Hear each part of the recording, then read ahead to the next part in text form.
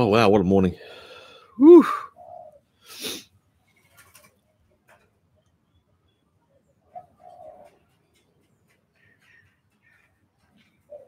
Well, welcome to the live chat, everybody. Hello. I am going to have a lovely sip of my coffee. I'm very, very, very tired because we went and saw Age of Ultron. Age of Ultron? No, Infinity Wars last night. I'm a bit traumatized, to be honest. I'm really tired, really, really tired. Sauron 191. Hello, mate. How are you, buddy? I'm currently sitting outside because we have our 4.5-year-old running around with all these super action heroes and toys, and yeah, it's too noisy inside. Yeah, last night's movie. I feel very my wrist. Yeah, I know. We did talk about your wrist. Man, actually thinking about it, I have to say, you know, I'm a bit I guess I'm a bit lucky. I've never had any wrist issues. I do have a slight elbow issue, which it's a lot more, almost like a bit of a tennis elbow. It's a bit achy.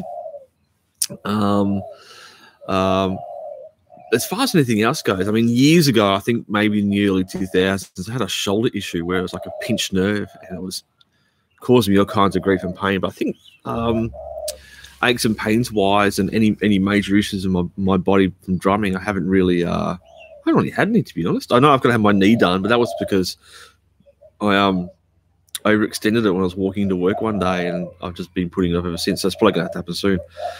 Matt, morning. How's everybody? It's morning here in Melbourne. It's about 10, 10:15, so I'm sorry, a bit late. So, all right, what time? I don't know where everybody is. What time? What time is it for everybody? I think it was, yeah, I tried to do this in New York time.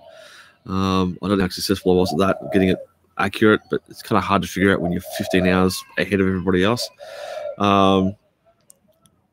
Oh, midnight in the UK. Oh, wow. Oh, I'm sorry. Is it midnight Saturday night? I think it would be. I've only been in the UK once, and I think I was there for 2 days.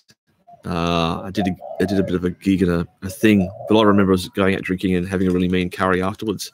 I think that's a typical UK thing to do at the time. I'm drinking instant coffee. It's not great. It's pretty average. Oh, it's 1:15 in the morning, mate. That's dedication for you. So I mean, I just thought I'd jump on here on a Sunday. I don't know what I'm doing on a Sunday morning, to be honest. The movie last night was a last minute thing. Yeah. The last minute thing, and we thought we'll get some tickets, but yeah, it was like 11:15 session, and we didn't get home until 2 in the morning, or a bit after 2 in the morning. So yeah, feeling a bit traumatized after last night's movie.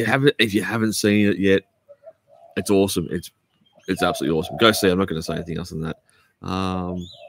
Some would say it's 1987. Gee, 1987 is a bit generous. I would have thought maybe the 70s. We're actually in Tassie a couple of years ago. I took a little one down there. I completely forgot. There's a lot of how do I say this in the nicest way possible? There's a lot of elderly tourists going on in Tasmania. It was interesting. I actually do like Tassie. I've got friends who live down there. Matt, we have to catch up at some point when you're over here, or maybe when we go down there again. I might bring the car down this time. Although most people I know who've taken their cars have had them damaged in transport at some point. But anyway, so do we have any drumming related questions while my brain's still fairly active? I'm a bit out of it this morning. Where did you go? I went to, okay, long story long, my brother is a Oxford scholar. He attended Oxford for his doctorate in political sciences and international politics. So I went over there about 10 years ago, and someone said, hey, because I was actually in Paris. which is, it's just a hop, skip, and a jump and a channel ride. So we decided to go to London for a couple of days, and I ended up doing a gig there anyway. And I went and saw Thunder. Saw Thunder live. Awesome UK band. If everyone hasn't checked them out, awesome rock band. Oh my God, Bucharest, dude, the power of the internet. Welcome to the live stream. And so, yeah, we did a gig and then went out on the town, had some chips, had lots of drink, ended up having a curry like 4 a.m. And I think our train was leaving midday the next day. And we just stayed up for 2 days straight, basically. It's what you do when you're in your 30s, 20s. Gee, I'm getting old. I can't believe you're from Bucharest. It's awesome. Hello, everybody. Welcome. All 5 of you. I don't care. It's all snugly and warm in here. Well, not outside. It's a bit cold. So I actually do have a special snare drum coming up in a couple of weeks. Could you please talk about your record? Oh, okay. Yeah, of course I can. All right. Well, let's talk about that first, and then what's coming up.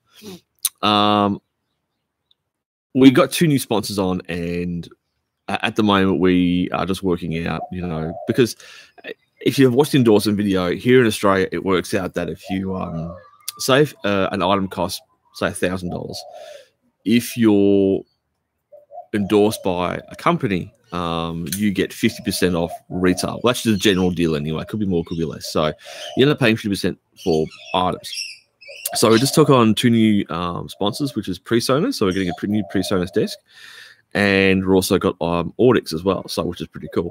At the moment, I am running a Digi 002 running through a Motu 8. So the Motu 8 is actually running my preamps.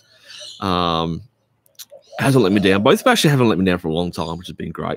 As far as mics go, I'm running a match pair of Rode NT5s up top, a Beta 58 on the snare drum, an AKG C1000S, the previous version, which I think on the bass drum, I'm running a Beta 98, the Yamaha Subkicker 11, just added just for a bit more, trying to keep the sound as natural as possible, especially in that room.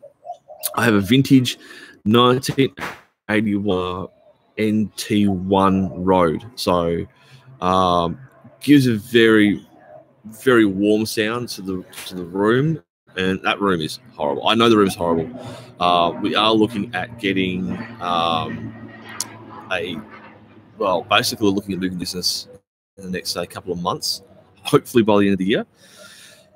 This will mean that we are looking for a location where we have an office upstairs, a dedicated office for the channel, where we can host guest podcasts, live podcasts, drama round table. I don't really take anything really seriously on the channel.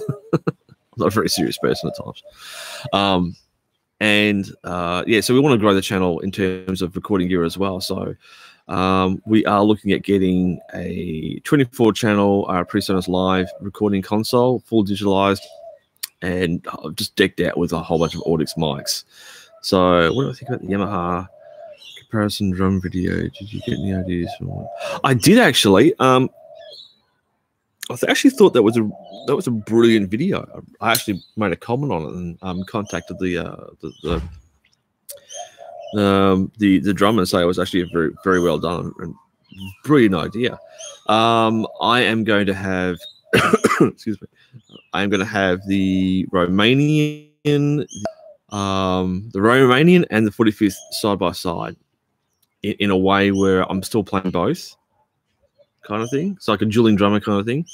But I'm also going to have to redo it again because I think in September this year we're going to get the Australian timber kit from DW. So I'll probably have to have all 3 done at the same time or around or in the same way. But yeah, something similar I think would work really well. For getting the DW kits kind of comparison. So I might be asking you about your. Oh yeah, are you allowed to use it in an example in your? Well, I could, but I would get in a fair amount of trouble. The reason being is because it's almost like an unwritten law.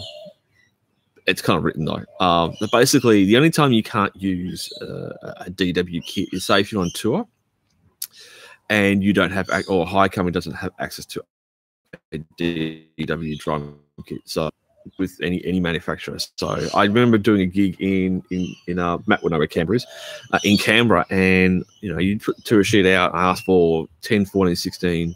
This is back when I was with Yamaha, 22 by 8 or just a 22.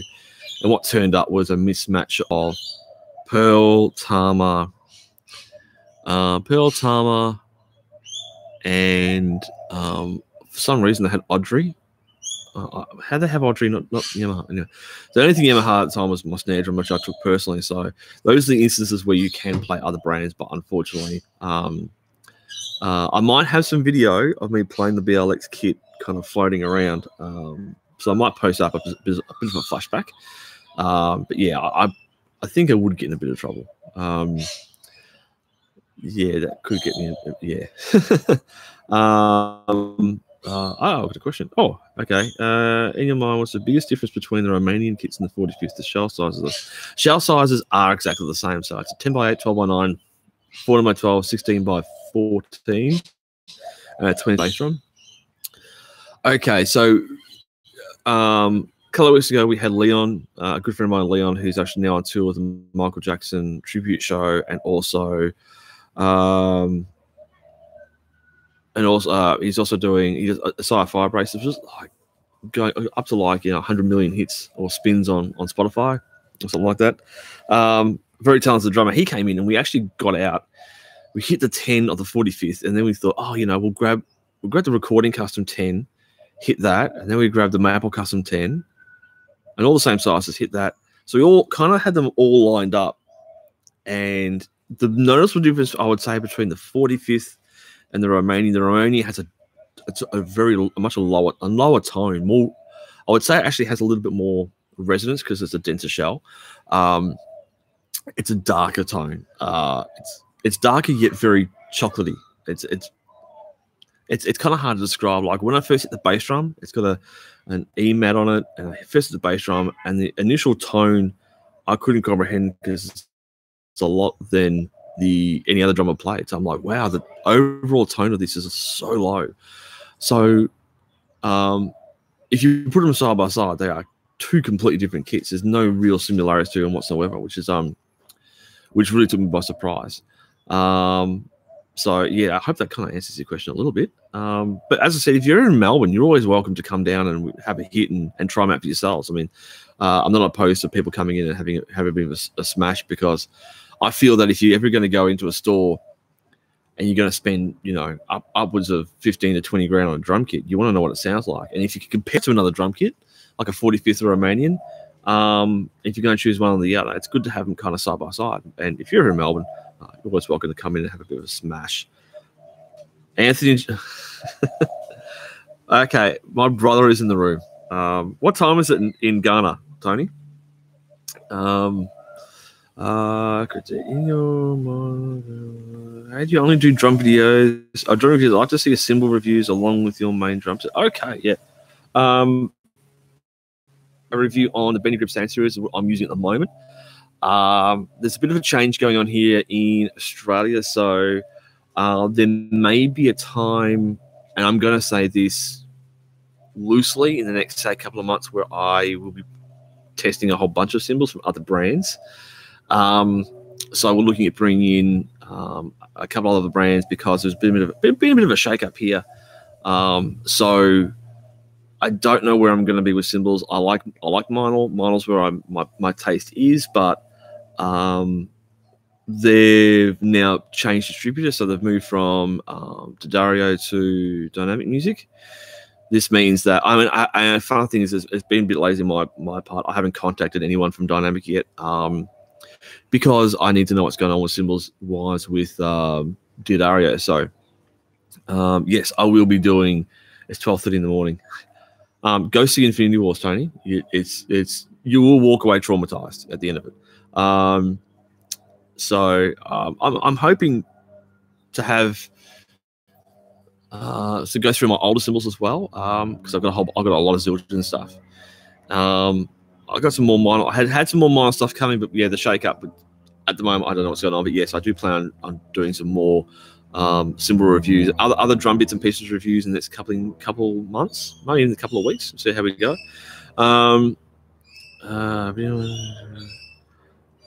Yeah, Benedict. It's I'm only using. Well, this is the thing. It's like I hear drum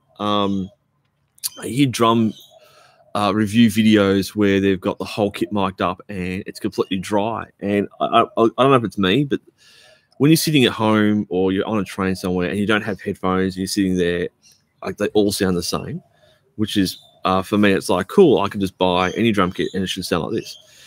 So I'm only running overheads for the moment. And I thought if I locked up everything to do a full video, I'd have to kind of experiment with it because you want to try and capture the real essence of the tone of the drum.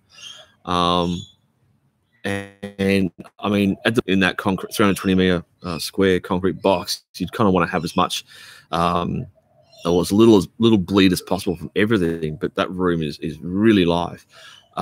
Maybe the next couple of weeks, I'm thinking about building some baffles, like some false walls around it. So cut back on the verb so you can kind of hear more of the drum itself or the drum kit. But yeah, I think overheads and maybe just a couple of close mounted mics, like I've got an NT2 in its case. I might bring in put that kind of close to the front of the kit, so to capture a bit more of the 10 and 12. But the NT1 is kind of picking up the floor toms, which sound pretty meaty and fatty at the moment. So Bucharest, Romania, 3:30 in the morning. I'm at a wedding. Are you at a wedding and you're watching this? I love you. That's awesome. You're at a wedding gig. Oh, right. Okay. It's 3:30 in the morning wedding gig. That's a big wedding. Oh, hold on a second. You're in Romania, so you're huge. I've done a few Jewish weddings and I had to play for like 7 hours. It was intense. Absolutely crazy. Sarah 101, a resident Rezo. You mean Rezo? Rezo head? Oh, right. Oh, okay. Right, I got you here. Tom mics take away from the actual sound of the kits. Yeah, they do. They actually do. I haven't been to Memphis to go. I think my wife Tara, we plan on going. We'll see how we go. Over to America in 2019 to go to my brother's house for a white Christmas, but we don't know how we're going to go yet. But she wants to stop off at Memphis and go to New Orleans and all those places. So bit of a drum shop tour as well. You know, hit up LA, go through Texas, maybe try and hook up with Todd. Big drum shop, head up to do Christmas, then maybe go to Canada, see Jeff Woods from Woods Custom Drums, and also check out Maxwell's music, etc. I don't think my last message came through regarding the Rezo head. No, what about the Rezo head? Are you talking like the full Rezo head with no porthole? On the Romanian, I am running the original Rezo head with no hole in it because it is a bit rare. So I am going to swap it out for a calf tone and cut a Rezo head hole in it, and do a real comparison that way because the Beta 90 Beta 58 sits inside it. I did run on that collector's kit, which is the collector's kit. The 20 by 20, 22 by 20 was running the 98 inside it with a Kali shoe. But I found if you're doing any kind of recording, you need to have an external bass drum mic as well because the inside kits up all the attack. So I need something to move a bit of air. So I haven't cut the hole in the Rezo head of the Romanian, and I don't really want to because I want to try and keep it as kind of original as possible. And I think it's going to start raining soon because I'm outside. So Mustafa, could you before I go into Google Translate and try and translate that, could you maybe do a bit of English for me? It's a bit early in the morning here for me. I'm a bit tired. So yeah, we have a drum coming up in the next couple of, maybe next 3 weeks, which is extremely rare. It's basically, it's been my white whale for about 20 years. I've been trying to find one. I'm not going to say too much about it because I need to get it. I need to get it here first. But it is they originally only made a handful, and you could only buy them in Japan. So if anyone has a rough guess what that could possibly be, please go ahead and guess. We'll have it off to bed. Great life. Yeah, go to bed, Tony. As I said, you need to go see Infinity Wars.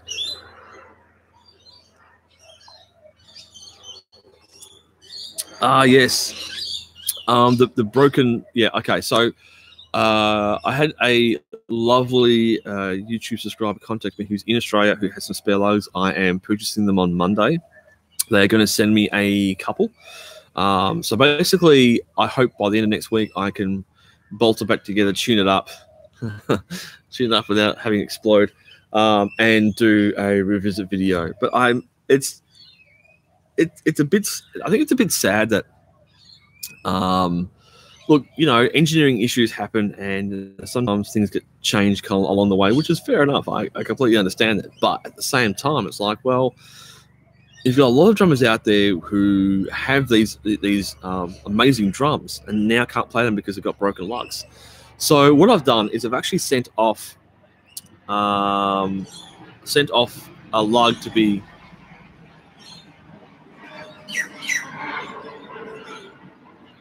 playing.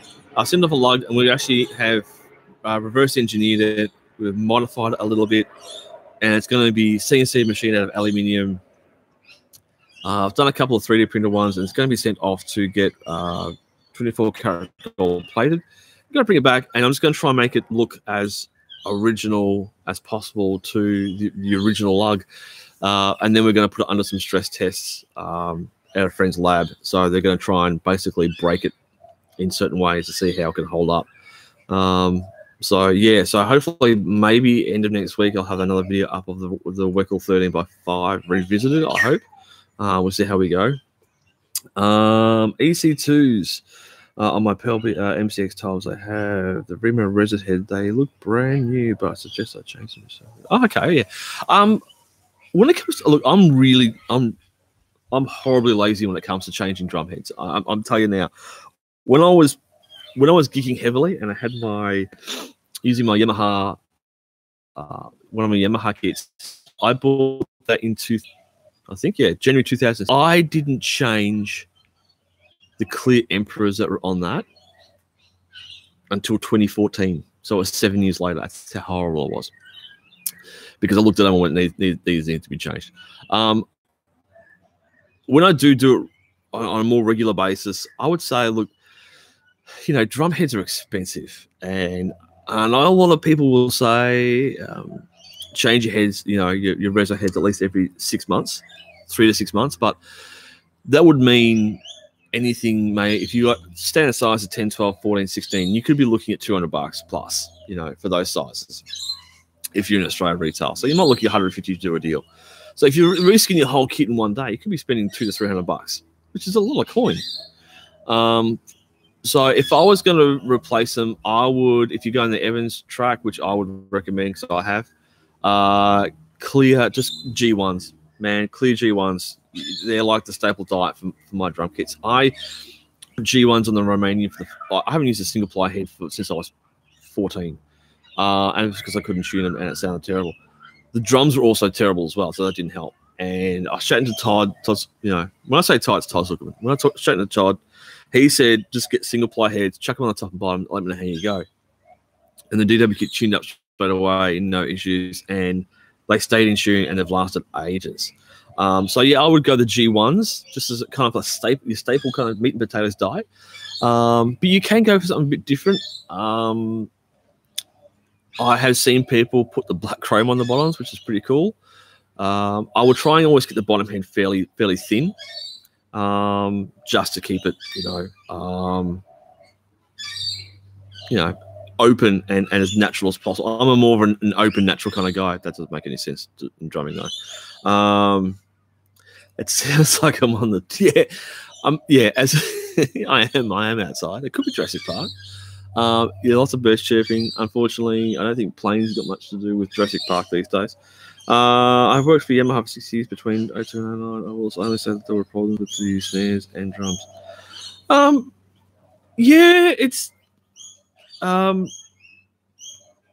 yeah. Look, as I said, this, you know, it doesn't matter if you're in drumming world or you're in intro tech world or anything like that. You're always going to find problems with engineering, and you know, things come up like they say, oh, you know, this will last X amount of years or kilometers on a car or whatever. But then they finally get the drum into or the product into the real world, the hands of real people who treat it really how it's supposed to be treated. That's when things kind of come up. So I think, hi Boston, this is my son. Hi, look at your belly. I just remember this is going to be recorded live and put on YouTube. So yeah, I mean, it sucks. I would like nice if Yamaha kind of came to a party and said we'll start remanufacturing those, even just the way they are, just so people could make their now defunct drums back to normal, which would be great. But I am working on a solution.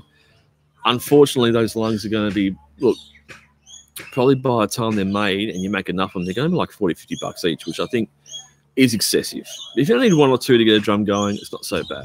But at the same time, I think it's a bit expensive. I asked a question about how do you set up snare bridge for the new. Oh yeah, oh dude, yes. I'm so sorry. I've got a lot going on behind the scenes, unfortunately, with my family, with my father. So my time is very wavy between the business and that. So the snare bridge, yeah, it's if you ever set up a snare bridge on a Rogers Dynasonic, it can be an absolute nightmare. Because you have to, if anyone hasn't seen the True Sonic yet, the snare bridge, it actually sits under full tension all the time. So it's not like you flick the snare wires off and they're relaxed. No, you basically flick the snare wires off in the mag lock, and the whole snare bridge, which is in a metal case or a chassis, drops to one side, or drops down at least. So yeah, you kind of what do those two screws the snare bridge do? The snares, basically what they do is they keep the snare wires itself under tension.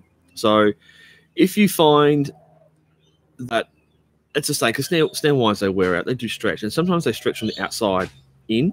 So those little tension knobs actually keep that under tension, but you can actually adjust the tension in case you're getting a bit of snare drum buzz. And its primary purpose is trying to keep those snares as even as possible. So when you put it back against the resonant head or the snare head, it keeps it as even tension as possible. So they're to adjust the actual.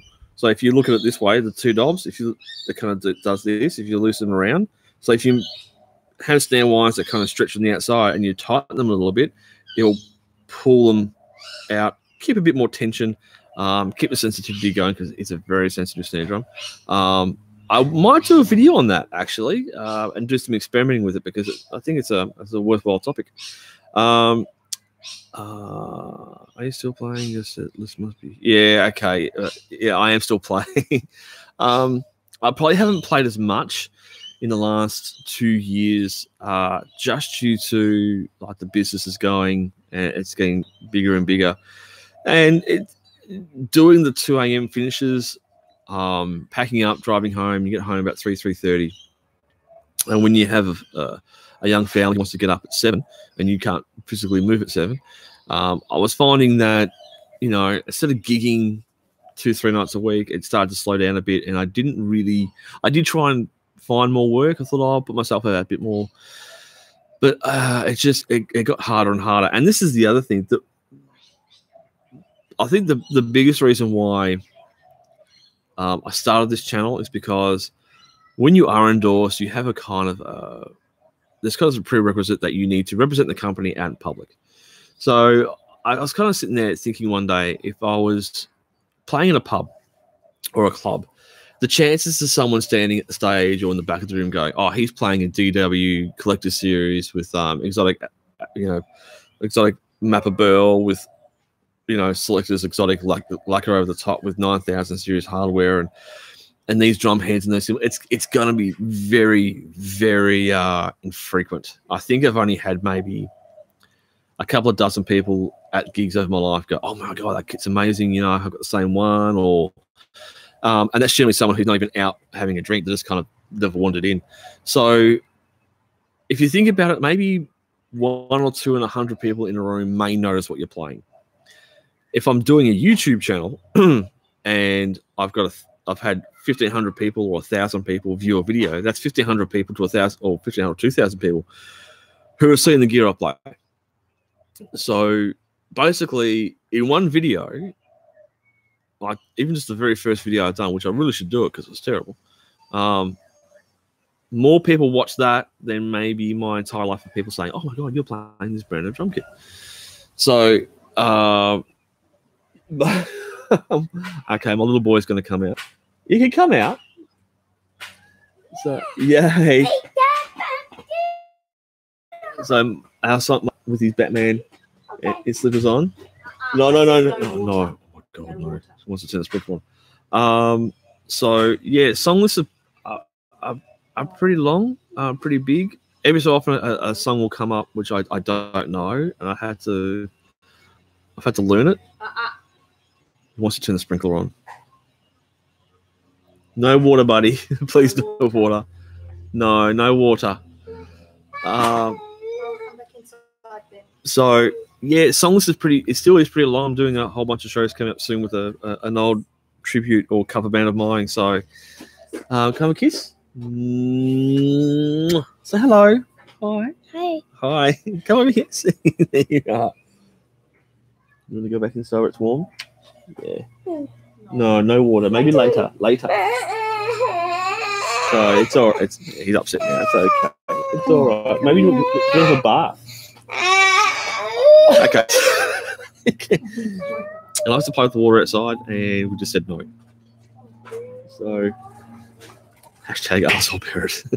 Yeah, song list is pretty massive, but still sometimes a song will get, and then I'm like, I know I've played that at some point, maybe in the 90s, but we'll see how we go. So 3 snares that I know.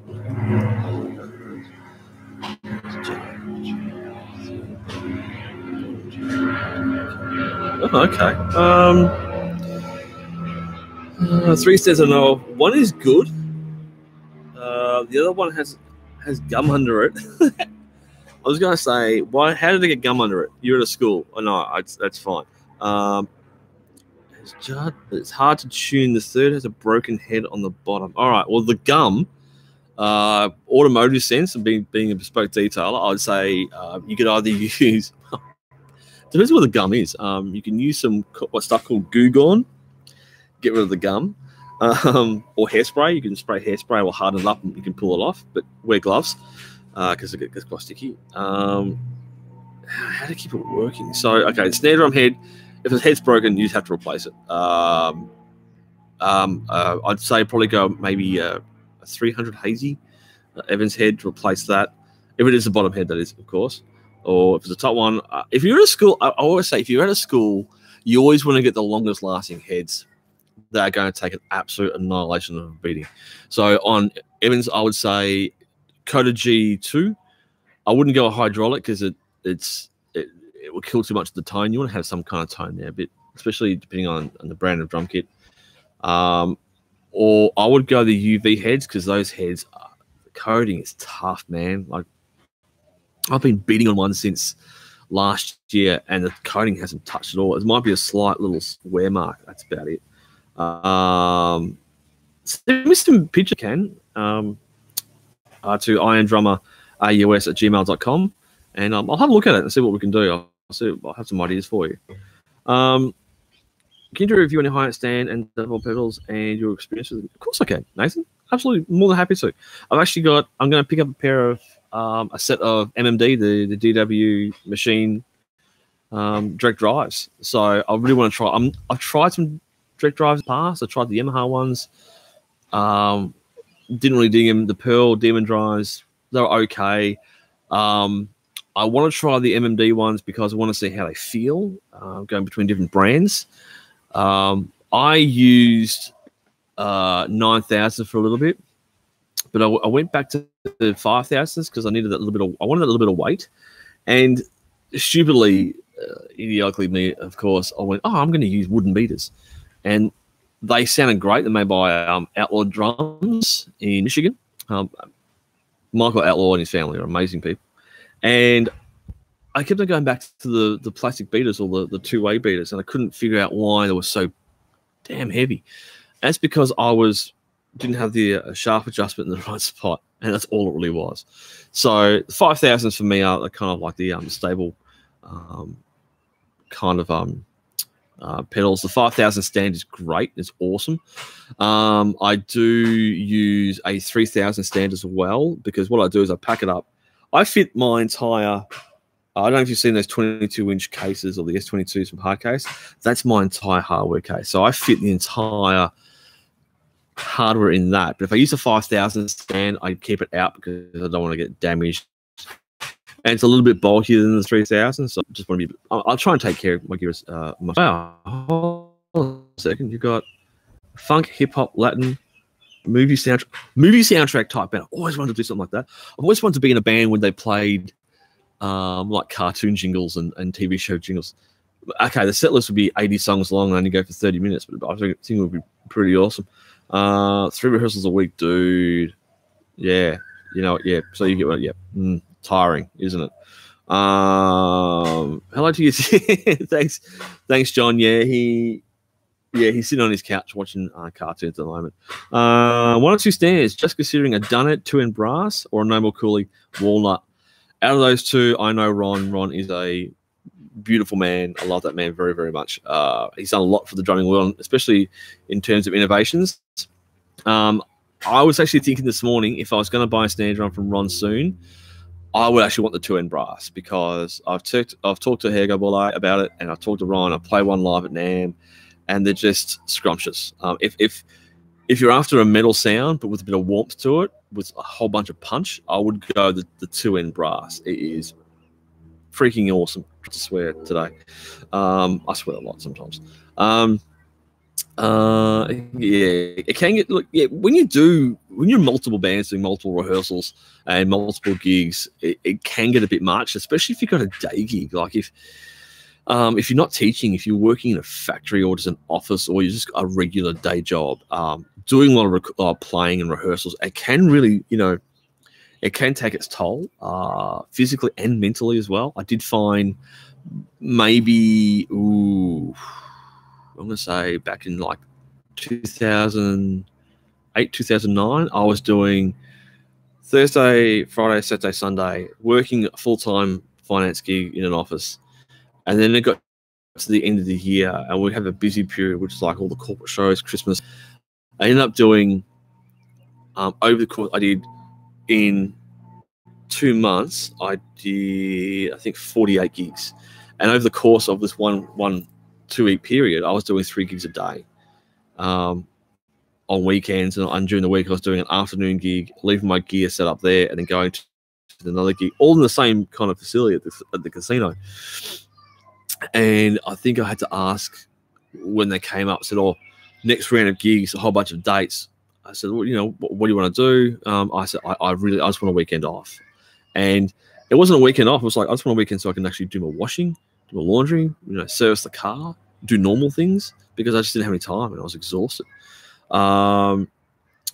That the Noble Cooley is a ply drum versus solid. All ply drums pretty much the same in terms of sound. It depends. I mean, it depends on what it's all personal. Like, I think ply drums are fantastic. Stave drums, ply drums, like DW doing the whole HVLT and the VLT, which makes a massive difference. And I was blown away when I first got shown it. William, message restricted. You didn't swear, did you? You can swear, it's fine, I don't care. I would, yeah, it's, look, all ply, like Yamaha use their diagonal cut. So instead of the 2 plies meeting this way, they would kind of be on a diagonal cut, which, I guess it made a difference. It depends on what sound you want, man. Like, it really comes down to personal choice. Like, which one do you think you're going to use more? If you're doing gigs and whatever, I would probably lean towards the brass. You're going to have a bit more versatility in it. Yeah, a lot of ply drums can be kind of like smacked into a mold and pushed out pretty quickly, but Ron stuff's pretty good. So I mean, personally, I lean more towards a Ron. Singles and long wait to get it back to it. But yeah, you need to get your wrist sorted out, man. Yeah, this whole wrist issue. Sarah 191 has got a slight wrist issue. Yeah, got to get him back on the kit, playing as much as possible. Do you know why some kits don't have the heads on the bottom of the toms? Jack, yeah, those are called concert toms.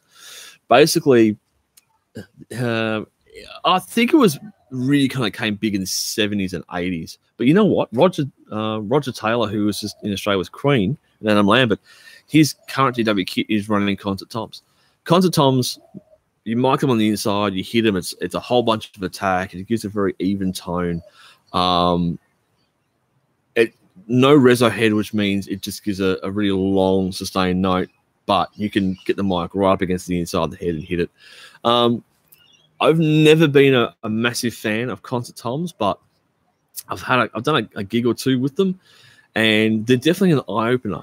No reso head changes the sound of it or the tone of a drum quite a lot, and I would say if you got the time of day, take your reso head off, and you're going to hit your tom and go, I need to retune this thing, because there's no sound pressure moving the bottom head up and down. So you're getting the natural tone of the head in the drum, pushing all the air out. It's very quick decay, very thuddy.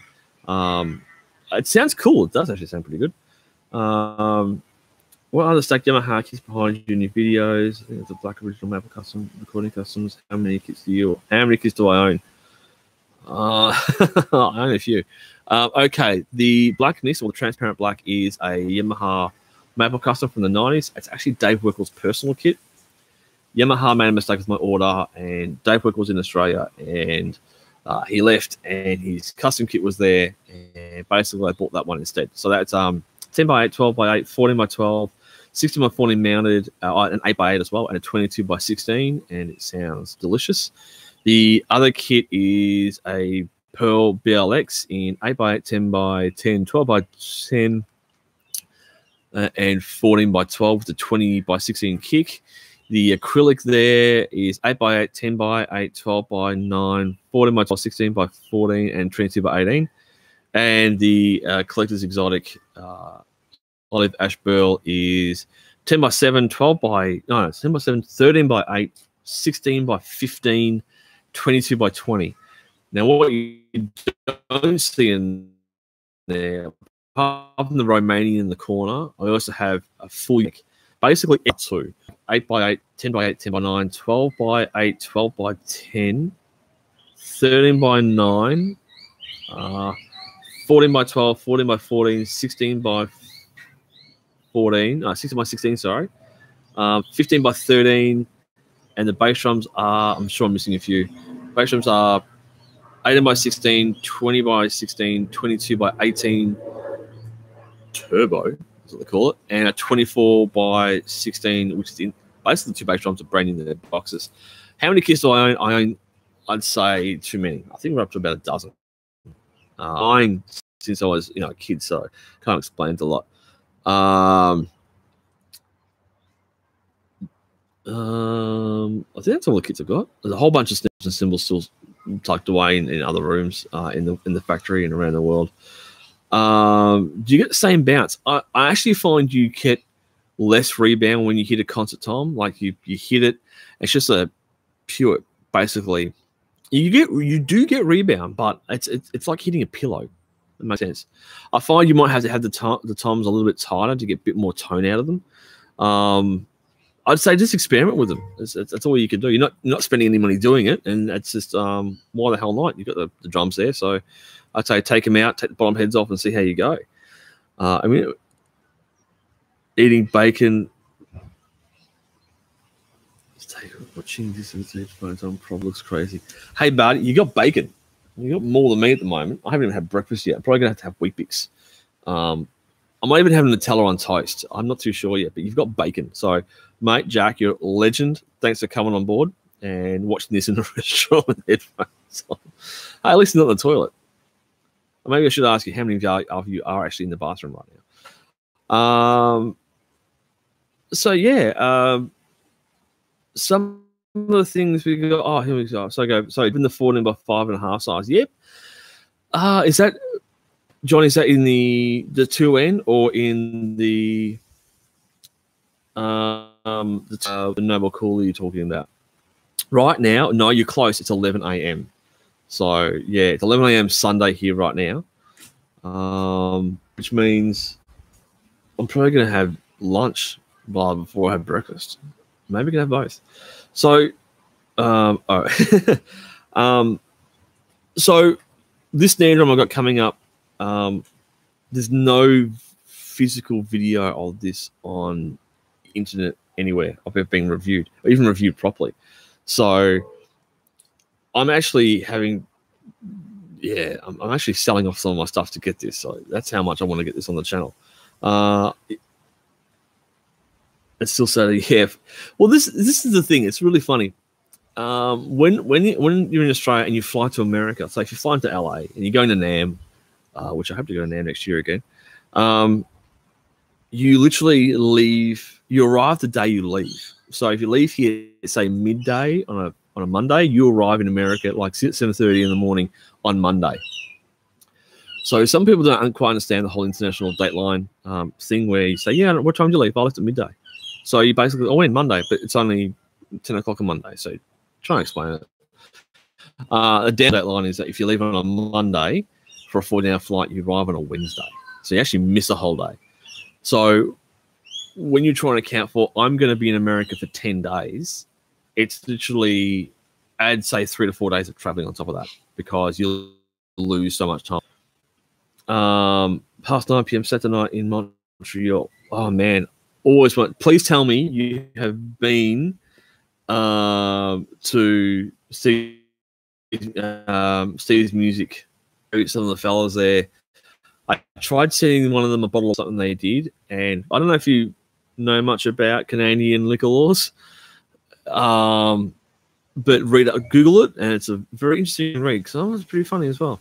I tried sending a bottle of wine to Steve's drum shop, and basically the taxes. I can only you can only send one bottle. The bottle itself was like $25. It was no big deal. The postage was like $25. So okay, all right. By the time it landed there and it got picked up, the taxes alone on that bottle were about $50. So that $25 bottle of wine cost us. It's insane. But yeah, it always comes. Actually, if you watch the Akira Jimbo snare drum video I did, that is I bought that from Steve's drum shop. Had one of the fellas ring my mobile one night, like 4 in the morning, saying, "We got this. It's brand new in the box. Do you want it?" Gave me a price. I'm like, "Get shipping for me." Worked it out, sent it down, and Bob's your uncle. So, yeah. So getting back to the snare drum I was talking about, I'll get there eventually. It's carbon fiber, and it's extremely goddamn rare. And I've been trying to get one since 1996. So I finally was able to get my hands on one. But yeah, I might have to sell my kidney to get into the country. Might be a bit of a problem. So yeah, cool. All right. Well, that is my. Any other questions before I sign off because my coffee's gone cold. I'm getting a bit hungry. Yeah. Any questions? Yeah, jump them in, throw them in. See how we go. I've got 7 people in here. I try to figure out the time as much as possible, but how's life right now? It's cold. Drumming wise, gear can still take a while to get here. It was out. It can be a pain in the ass to get here. So if you see something at NAMM, probably not going to see it. Depending on the supplier, maybe not going to see it until DW guy, like with DW Evans and all that, you're probably going to get it in about April, May. If you're with other brands, it could be September, October. So we can be a bit behind with getting new gear into Australia, which sucks ass majorly. What kind of snare drum was the one you bought at Stop? It's crazy. Oh, the number before, yeah, because I was a snare drum made from Australia. Oh, yeah. Oh man, snare drum shopping was a difficult thing. Yeah, that was the Akira Jimbo. I think I bought something else. Something else from there as well. It had shipped down to me. I can't quite remember. Yeah, taxes and duties here can be a bit over there in Canada. I think a friend of mine bought a drum for $1,000 in Japan. By the time it landed in Canada and they applied all the taxes and import duty, the drum cost him about an extra $1,000. So it was absolutely crazy. Have you played a Reference Pure snare? I have. I can YouTube reviews, but not the same in real life. Yeah, look. I think YouTube reviews and any kind of reviews that are done online, it's more of a guideline. I try and be as honest and as open. And if I tell you it doesn't sound great or I don't like it, I tell you I don't like it. Look, Reference and Reference Pure. I find the Pures a little bit warmer, but it depends on which one you go for. I know a friend of mine, Bruce Corrin, who lives in Geelong. It's a suburb of Melbourne. He Pearl artist, and he has a Pearl Reference Pure drum kit. So, and that thing sounds beat. I would say the main difference, apart from the hardware, is the overall the tone. I find the Reference Pure a little bit more warmer. It's really funny because when people say, I guess, all right, when trying out snare drums or even drum kits, I always say to people, if you can go into a drum store which has an isolated room, and I know it's a bit difficult, it's like when you test out cymbals, usually they've got sliding glass doors, you close them off because it's loud. That's a good kind of room to do anything in. So there's a drum store here called Drum Tech in Northcote, which I'm going to try and get down there soon to do a bit of video and also do a podcast with Frank Colonial, the owner. They have every kind of conceivable kit and manufacturer you could think of. But they also have a room where you've got a whole bunch of snare drums, a kit in the corner if you want to try out cymbals, and they'll take a kit in there or they'll take it to the auditorium upstairs. I would always say if you can go into a room, look, if you want to know, I've actually tested out snare drums in a toilet because I couldn't decide between these three drums, and I was like, in a music shop setting with all the resonance going on and snares going off and cymbals resonating, they all started to sound the same. So I took them into the toilet, literally, all three of them. I think even one day, I friend decided on another snare drum he wanted to buy, so he ended up taking it outside because it's open, no bouncing around sounds or anything. So, and it sounded absolutely phenomenal. So, yeah, what's my favorite style to play?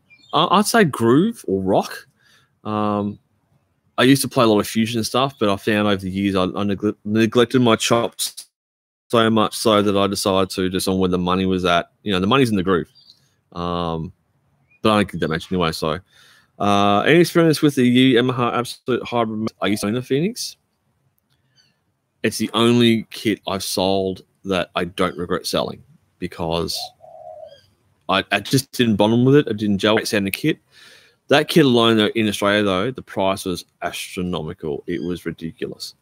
Have you ever thought one of your stores so you can match it? Yes, I have. I've actually taken a whole cymbal set inside. I've taken all my cymbals in to try and splash. You need to, as we all know, you need to have, it's a relationship between your cymbals and the kit. And if all your cymbals don't get along, that one could stand out. You can even take a cymbal, like buy someone, take it home and go, this one sounds great, but now my old favorite, my golden retriever, my faithful friend of a crash now sounds out of place. So in taking the cymbals, I've always done it. And drum shops, if they say, no, you don't, you shouldn't do that, maybe it's not the store for you. But that's just my opinion.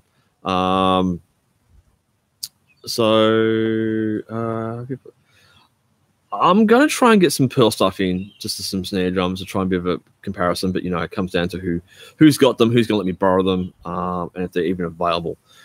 I have tried Amita cymbals. My thoughts are they're pretty bloody good.